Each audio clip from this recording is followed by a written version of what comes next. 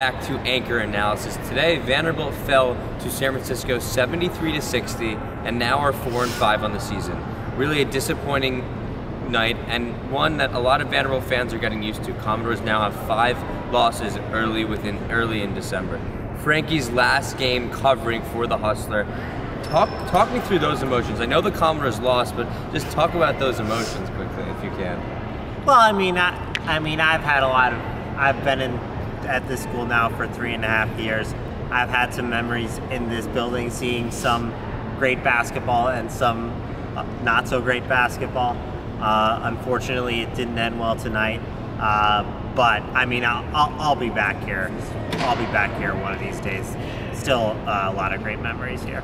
He'll be back, absolutely. But before we talk about where Frankie is going to be, which will be hopefully an umpire for Major League Baseball, let's dive deep into the game, right?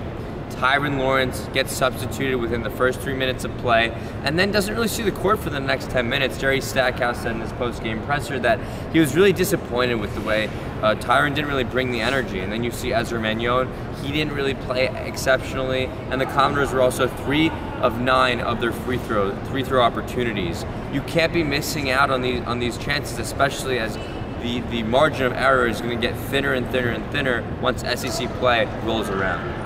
Yeah, honestly, I don't even know that it was Stackhouse was clearly frustrated with Tyrin Lawrence, but I don't know if it was him specifically as much as it was Vanderbilt's general energy. Right. If he's supposed to be the star of this team, and so he's got to take accountability for when it's not going well. But there wasn't really energy from anybody today, other than really Van Allen Lubin, who was in the press conference with us.